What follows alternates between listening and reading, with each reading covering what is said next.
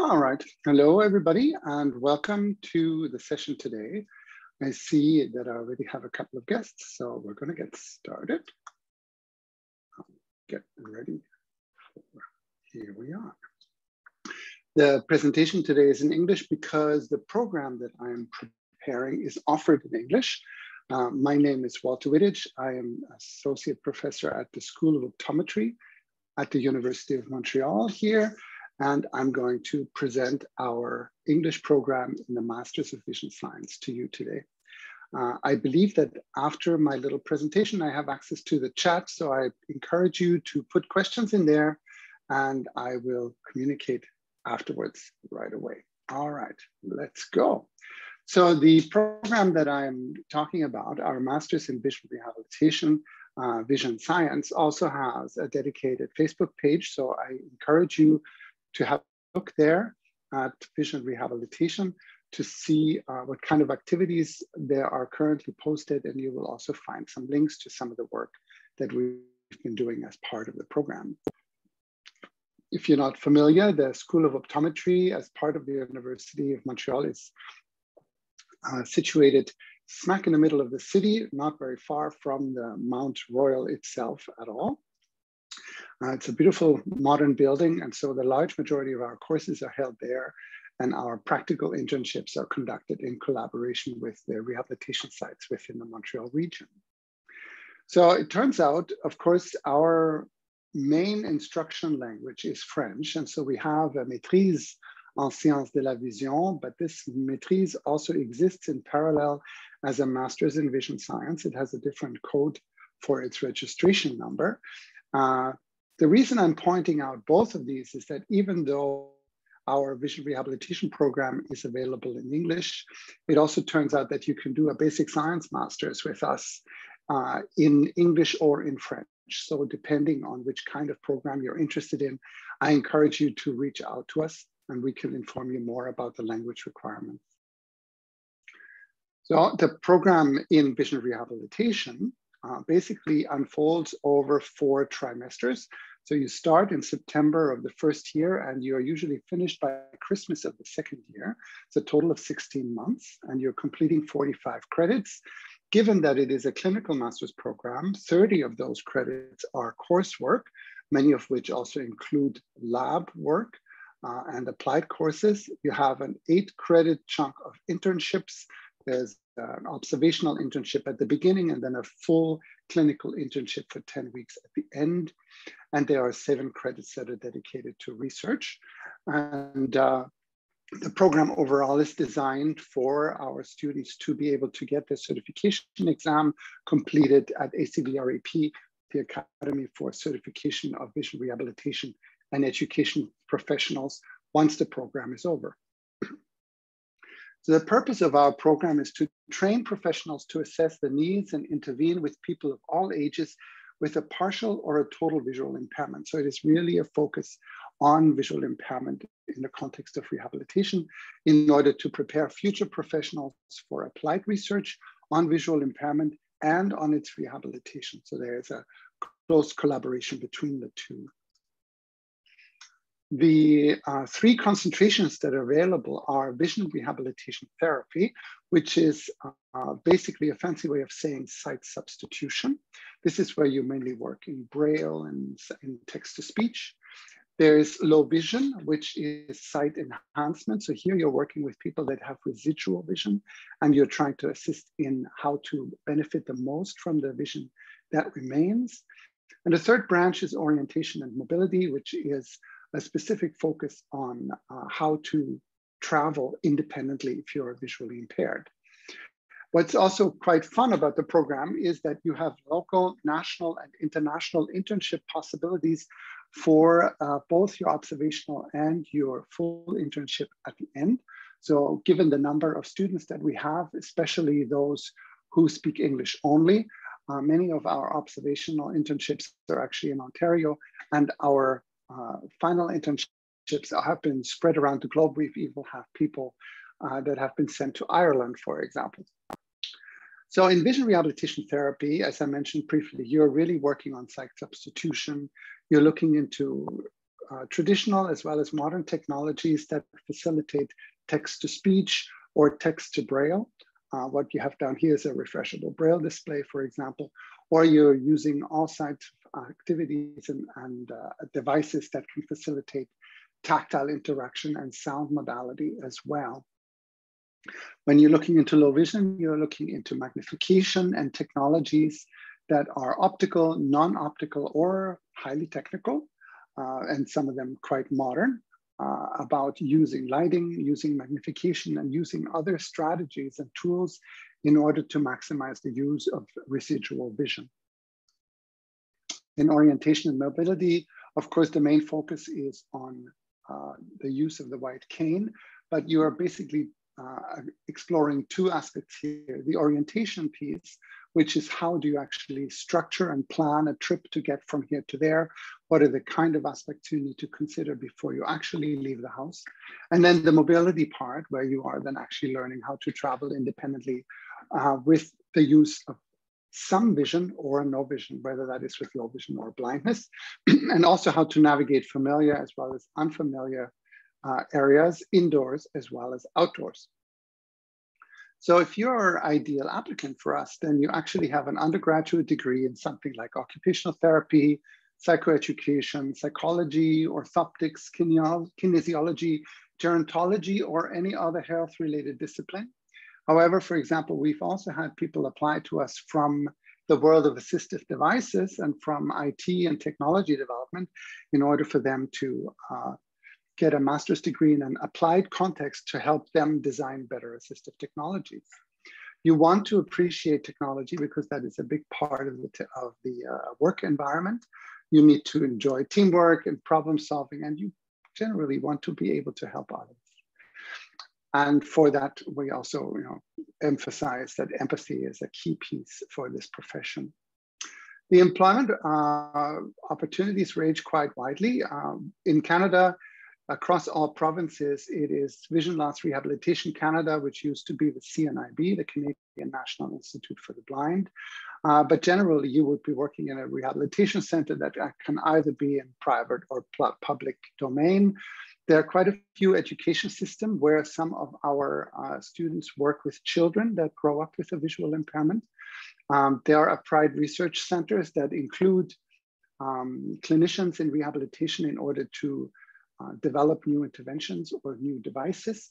And there's, of course, also private industry. We have a colleague that actually works in private practice and provides rehabilitation services parallel to the offer that is available in the government. And then, of course, there's always university teaching because the next generation of professionals needs to be trained as well. These job opportunities that are out there are quite amazing. It turns out that we have an employment rate of over 90% right now. I think it's somewhere around 97%. There are lots of people needed in this profession, whether this is in Canada, across the different northern regions especially, but also across North America and the world in general. There's the placement and hiring rate is extremely high. You require an undergraduate GPA of 3.0 out of 4.3 in order to make it through an admissions interview. You then will be invited in order to get to know you a little bit, see what kind of a person you are and how well you fit into this profession. And we encourage you to apply before the 1st of February each year for admission in September thereafter. You will need to write a letter of introduction in order to justify why you're applying to this program, but also to give us a better idea which of the three concentrations you are most interested in. We will require 2 letters of reference and a curriculum vitae, a CV. And if you are a student that comes from elsewhere, we usually require a financial study plan as well, because most fellowship opportunities only begin once you're actually in the program. So that's me giving you a mini picture. Here's one of our graduating cohorts from two years ago that are saying hello. You can see here that we've also had one student start in this year who was blind herself. So this is a program that is fully accessible. And so we encourage people with a visual impairment to definitely apply, since the program is designed to be accessible. All right. In terms of email, if you want to ask specific questions about admissions or about the technology, the technicalities of applying to the program, it's probably best to contact our program secretary directly at tgde@opto.umontreal.ca. And if she has or if he has a question about aspects of the program that they can't answer, then they will find me. All right, so that is me in a nutshell. And I would be most delighted to see whether you have any questions in the chat, or if anybody would like to ask me some questions, and we can see where it goes from there. I encourage you to use your chat feature because I believe I will have access to that. When do the interviews take place? Excellent question. So the timing of things, you apply, you submit before the 1st of February. Usually we work through the applications during the month of February. We start contacting people for interviews usually in the last week of February. So the interviews are usually done last week of February all the way into April. This actually depends a little bit on how many applications we have, because we are sort of working our way down depending on the requirements for admission and how many places are still open in the program. But usually the interviews happen between February and the end of March. Most of them are done by the end of March. What is interesting for you as applicants that I've also been asked in the past is how many people do we admit? And so given that the program exists both in English and in French, our admissions process works in such a way that we look at all the applications that have come in, we divide them by the preferred language of study, and we then see how many of our 3 cohorts are actually feasible. So for example, if I only have 1 applicant in English for orientation and mobility, but I have 4 applications in orientation and mobility in French, I often will contact this person to see whether they would be bilingual enough to see whether I can include them in the French cohort.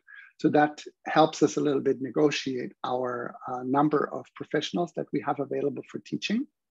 In theory, we can admit 8 people into low vision in each language and 8 people into blind rehab in each language and 6 people into orientation and mobility. If we have many more applicants, then it actually goes in chunks of 8 or 6.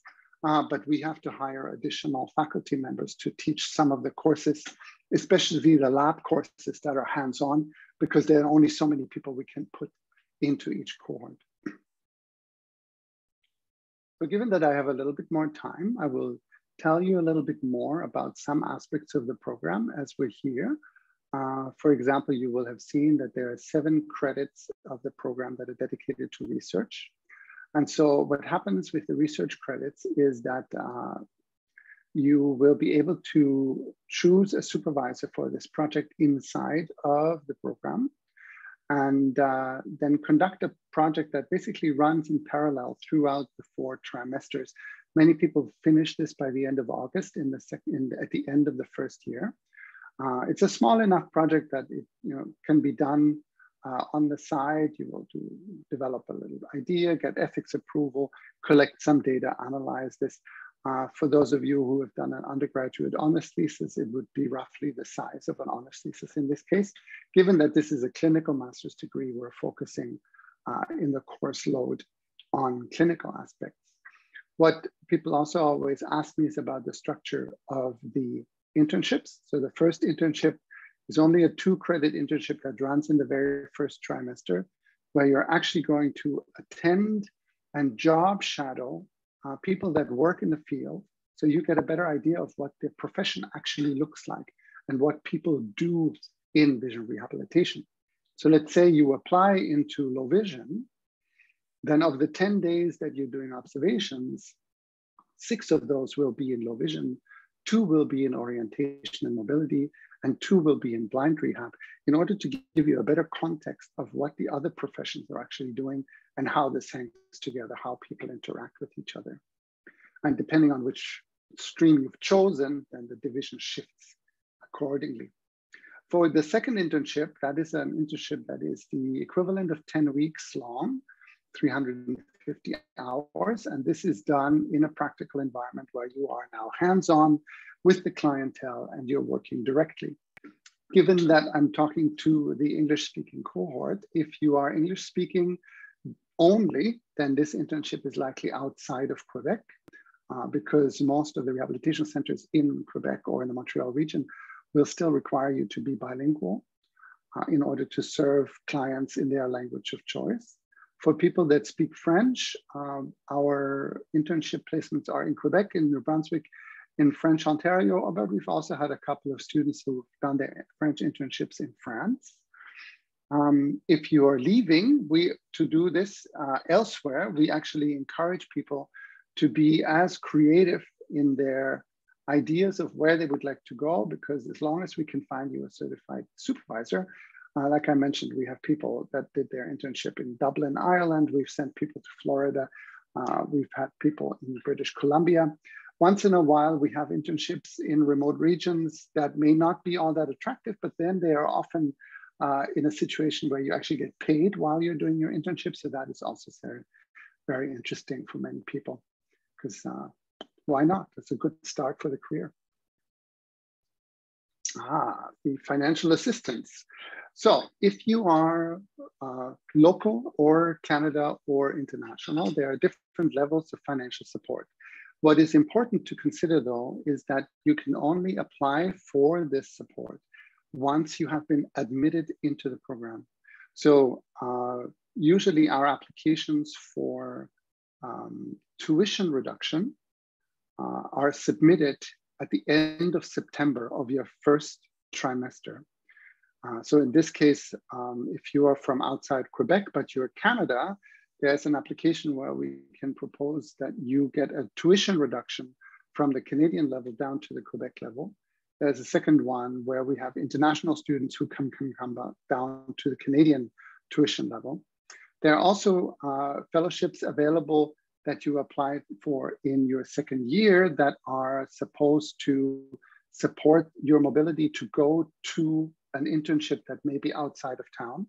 So if you are required to move, then we may be able to help you with some of the expenses that are linked to doing your internship in a place that is otherwise new or different. So these and quite a few other fellowships are only available and are then announced and promoted to the students once the cohort has started, because the application process is usually after September 1st, which means we invite you to apply once you've been admitted to the program. Some of these programs actually may require some kind of effort or proof that you've tried to find funding elsewhere. So if you're coming from Ontario, for example, there are some student loan or grant possibilities in Ontario to study in Quebec. Even if you may not get it, but if we have proof that you tried applying, then this helps a lot in our efforts to justify Quebec fellowships, because this way it demonstrates that you're a part of the effort as well. So I'll just keep talking a little bit. Maybe it'll trigger some more questions since we still have people here that are listening. A question that I get sometimes is whether our students are allowed to change in which stream they're in once they've applied. So let's say you apply into the program and you want to become an orientation and mobility specialist, and then you're in the program, and after 2 months or so, you realize that that is not at all what you actually thought that this would be. That is actually the purpose of our observational internships. So we try to give everybody a better idea of what this program is like and what this work is like. So within your first trimester, you have time to reorient in case this is actually not what you thought it would be. We've done this year, quite interestingly. We had somebody in orientation mobility who realized they actually want to do low vision, and we had somebody in low vision who wanted to do O&M instead. So we were able to simply switch them, and we had enough open spaces to do this. So that worked out quite well. This is sort of a little bit of a balancing act usually in the first semester to see how that works out for everybody. But so far that has always worked. So that is, we encourage people to explore this a little bit in the first trimester so they are on the right track into the right career. The first trimester is organized in such a way that all the courses are theory courses. And so that has the advantage that there is not too much lab work or practical skill that would be lost if you're switching into a different stream. The second trimester is divided into some theory courses and then the first set of introductory practical courses. And then in the summer trimester are the intensive practical courses followed by finishing off the research project. And then October is one last high-level practical course before September is the last high-level practical course before in October, everybody goes into their internships. Usually people are done by Christmas. And what has happened in years past is that many of our students are already getting recruited during the October-November period in order to start working in January. So it's actually always quite exciting to see how many of our students go into employment straight after New Year's because they're being sought all over, especially if you're adventurous and you don't mind working in a place that is a little bit more out of the way. Employment is absolutely guaranteed if you want to work up north or if you want to work outside of a larger city. So I'm still open for more questions in case. What factors are most important in admitting students? Oh, that is a beautiful question. I think that, of course, first you have to overcome some of these mini administrative barriers of having a sufficiently high GPA in order to be considered for admissions. So grades do matter to a certain extent. But during the interview, for example, we are trying to get to know you a little bit. This is a profession where you are basically working with people all the time. So many times in the interview, what we're looking for is whether this is, whether you're the kind of person that can create a sense of trust and a sense of getting to know you in often very little time.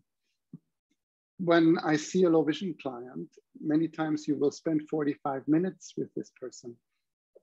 You cannot spend 40 minutes getting to know them because most of the time you need to actually engage in this service that you are providing, but you still need to establish trust. So part of our interview process examines this idea. How easy is it for you to communicate with somebody that you don't know? How easy is it for you to facilitate somebody else's thinking and their, can you think yourself into this person? Can you understand their needs? And so that is important in the admissions process for sure. The interview carries quite a bit of weight. Something that I found made a big interest in the past is whether people have personal experience in the context of visual impairment, whether they are visually impaired themselves, whether they are a family member of somebody who is visually impaired, or whether there is some kind of individual or personal reason why are you here, right? Why is this interesting to you? I think that we do look at this because it will tell us about the motivation of going through the program and succeeding in the program. This does not mean that this has to be personal to you, but we have, for example, a student who decided after her degree to go back to Mauritius because in Mauritius there are no such services, and she decided to create a clinic for the purpose of vision rehabilitation because it was a service that does not exist there. So I think that that's often a motivation like this will tell us a lot about what kind of person you are. I think that matters. Will all applications be checked after the deadline? So if I understand the question correctly, we wait for January 1st to pass before we look at all applications. So even if you might submit your application earlier, we don't actually look at the applications until the 2nd of February. Now, what will happen is that if they are submitted in the system and there are items that are missing, then our graduate program secretary, the TGDE, is going to contact people for missing items. So you're not processed by the committee until all items are complete, if that makes sense. Now, I will encourage you to email us if you have questions about an item or if there is something missing or something will be coming late. If you know that ahead of time, let us know, because then we can make sure that we don't throw your application out because it is incomplete.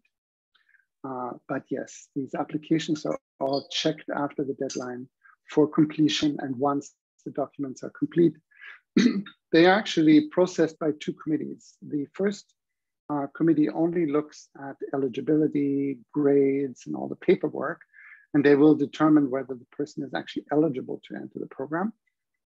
There's a second committee, that is the interview committee, that sees the letter of application, of motivation, and the CV, and who will then conduct the interview themselves and will make a separate recommendation of admission based on the interview only. And it is only if both those committees are in agreement with each other that people are actually admitted to the program.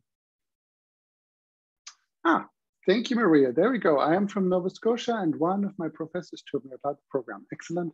Already say thank you to your professor for talking about it. I have an interest in the low vision therapy program. I'm nervous about how much French I will need to get to around campus and the community. Oh, that's an excellent point. So as you may be able to tell, I'm not Francophone either. I'm actually from Germany. My first language is German. My second language is English.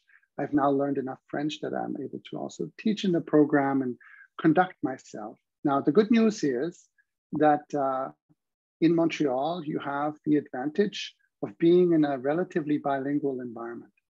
There are quite a few people here that don't actually speak much French at all. And so what ends up happening often in the program is that many of these people find each other and then become their own little English cohort and move through the system. There are beautiful opportunities for people to pick up some French along the way. I think we always generally encourage everybody to learn more language as you go.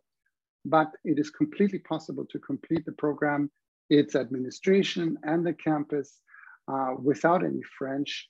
At the beginning, we've had quite a few international students from India, Iran, many other places that arrived without any French and that left with a little bit of French. And I think that that's a good place to come from. There we go. Mina is from Iran and she just submitted her application recently. That is excellent. Thank you, Mina. I have not yet seen it because, of course, like I said, we don't actually open those files until February 2nd. But good to know that we at least have one applicant. So I'm very happy about that. That's excellent. So I can tell you in the context of applying from outside of Quebec, of course, for Maria, you don't need a student visa to come to Quebec, so that's already useful. Mina, we will process your application in such a way that normally under non-COVID conditions, there is enough time for the processing of the file, the interview, and the paperwork in order for you to obtain a student visa thereafter.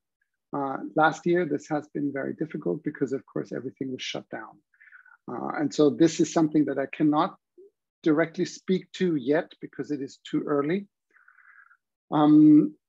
We don't know yet exactly what the situation will be with COVID next summer or with the next fall, because depending on borders and visas and things, several of our students were delayed last year.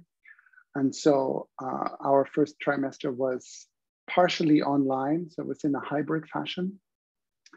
Under perfect condition, and of course we're continuing that right now because of Omicron. But the original plan next September is that everything is back in person. So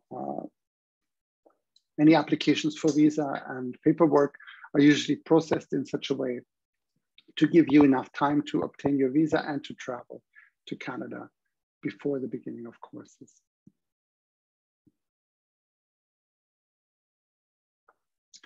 I think according to my little schedule, our meeting runs for another 5 minutes before I head into a different meeting.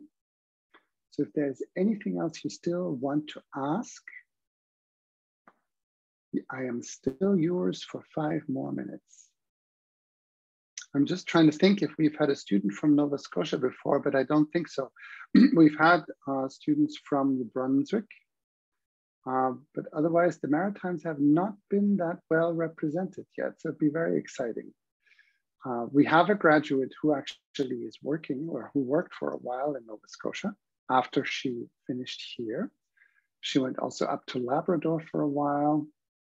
You can imagine that in your region, in the Maritimes, there's going to be great demand. There are very few professionals working out there. So if you would go back to Nova Scotia after, I'm sure employment should not be a problem. What is the academic background of most students? Excellent question, Nicola. So something that people have done very well with is a background in psychology, for example. If you have an undergrad in psychology or in occupational therapy, that goes over very well. Kinesiology works very well. In the end, we're quite open-minded about the background, because if you are missing certain items in your background, we may actually suggest a course or two that you could take in the fall or the summer in order to beef up your profile. So we've done this in the past. We've also suggested to people to get some practical experience by volunteering in a rehabilitation center, maybe volunteer for the CNIB in your region over the summer before you start the program. So that's, if it's anything that is somewhere somewhat related to health, then you could be doing fine. You should be doing okay. So guys, I hope I have answered all your questions. We still have 2 minutes, but I will be logging off at 1:40. If you have any remaining questions, I will put up again the PowerPoint slide of our program secretary. You can easily email us at tgde@opto.umontreal.ca and ask any questions that you may have about the admissions program or the application process, anything you may want to or need to know. Good. So I wish you guys well and hope it goes the way you need it. Take care and hope to see your applications in the near future. Take care, guys. Bye now.